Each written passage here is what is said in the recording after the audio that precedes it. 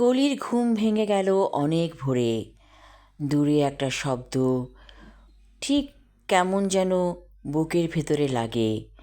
ঢং ঢং একটা শব্দ হচ্ছে। কলি ভেবে পাচ্ছে না এই শব্দটা কোন দিক থেকে আসছে। বেডরুমের দরজা খুলে বারান্দায় এসে দাঁড়ালো কলি।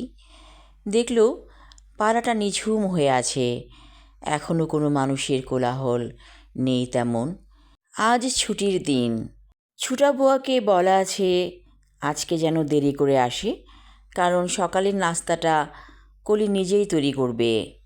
অন্য সময় ছুটা বুয়া এসে নাস্তা তৈরি করে দিয়ে যায়। কলি খিচুড়ি রান্না করবে, তাই কিচেনে যে সব কিছু রেডি করতে লাগলো। হঠাৎ করে মনে হলো খিচুড়িটা একটু পরে রান্না করলেই হবে, বাইরে থেকে একটু হেঁটে আসি। এই ভেবে কলি কেডস পরে এবং সকালে হাঁটার জন্য তৈরি হয়ে বের হলো।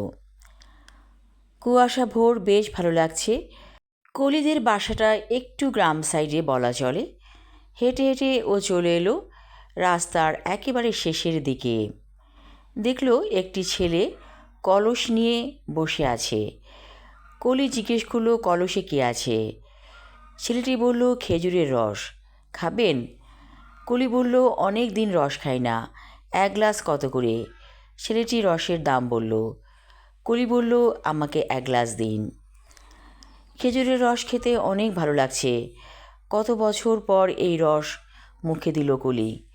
ভাবল শাশুড়ির জন্য একটু নিয়ে যেতে হবে, আর সবার জন্য। কলি বলল রস কি আরও আছে? ছেলেটি বলল না, তেমন নেই, আর মাত্র এক গ্লাসের মতো হবে। এমন সময় একটি ছেলে ওর পাশে এসে দাঁড়ালো, বলল আমাকে এক গ্লাস দিন। কলসের রস সব বিক্রি হয়ে গেছে। রসওয়ালা চলে গেল, আর যেই ছেলেটি রস খেয়েছিল সে দাঁড়িয়েছিল কলির পাশে। বলল ভাবি ভালো আছেন?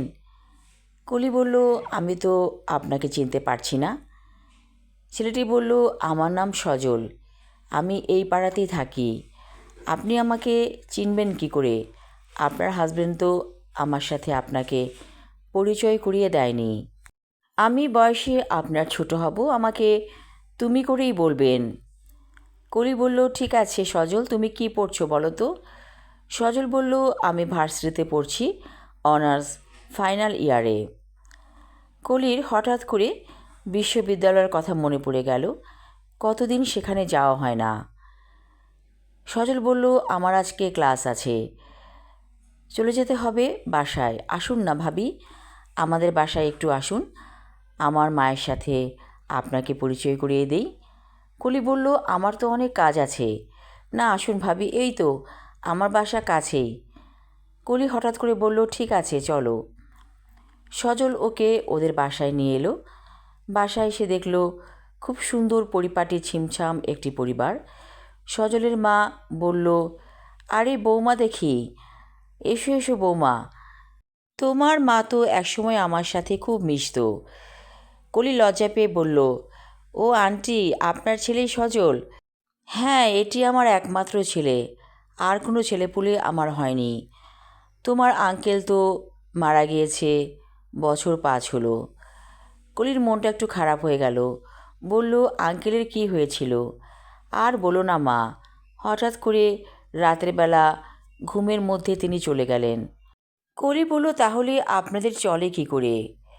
সজলের মা বলল আমাদের ব্যাংক ব্যালেন্স ভালোই আছে, চলছে এই আর কি।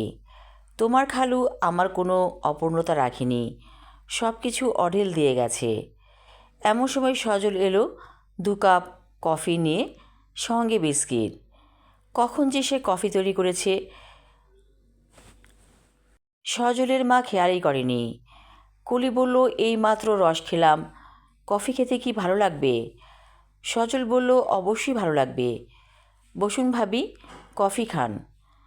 কলি কফিতে চুমুক দিয়ে দেখল চমৎকার কফি হয়েছে খেতে। ওদের বাসায় কিছুক্ষণ থেকে কলি চলে এলো এবং যাবার আগে সজলকে নিজের ফোন নাম্বারটা দিয়ে দিল, কারণ সজল কলির ফোন নাম্বার চেয়েছিল। আমি আমার লেখা ছোট গল্প বুড়ো শকুন পর্ব 4 পড়লাম। পরবর্তী অংশ থাকবে আগামী পর্বে। ধন্যবাদ।